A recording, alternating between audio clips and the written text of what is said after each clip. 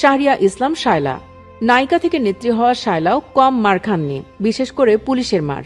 খুব সম্ভবত 2021 সালে 6 মাসের অন্তঃসত্ত্বা অবস্থায় তিনি দেশনেত্রী বেগম খালেদা জিয়ার মুক্তির আন্দোলনে জাতীয় প্রেস ক্লাবে বিক্ষোভ কর্মসূচিতে অংশগ্রহণ করেন।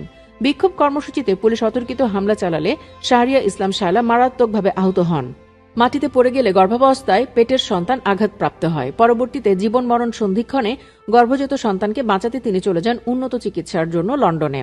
আল্লাহর অশেষ রহমতে সেখানেই সিজার করে প্রসূতি ও 6 মাসের নবজাতক বাচ্চার জীবন রক্ষা হয়। তবুও তাকে দমিয়ে রাখতে পারেনি হাসিনার দোসররা। বাচ্চা প্রসবের পরই লন্ডনে তিনি বিএনপির কার্যক্রমে যুক্ত হন। সেখানকার প্রতিটি কর্মসূচিতে শায়লার সরব পদচারণা লক্ষ্য করা যায় সোশ্যাল মিডিয়ায়। দলীয় কর্মসূচি প্রচারে গুরুত্বপূর্ণ ভূমিকা পালন করে আসছেন শাহরিয়া ইসলাম শায়লা। শুধু প্রচারণায় নয়, সার্বিক সহযোগিতা করে থাকেন দলীয় কর্মসূচিগুলোতে। হাসিনা সরকার পলায়নের পর শায়লা দেশে ফিরেছেন কিনা নিশ্চিত হওয়া যায়নি, তবে না ফিরলেও তিনি বিদেশে থেকে দলের জন্য কাজ করে যাচ্ছেন। আগামী নির্বাচনে তিনি ফরিদপুরের কোনো এক আসন থেকে নমিনেশন পেতে পারেন।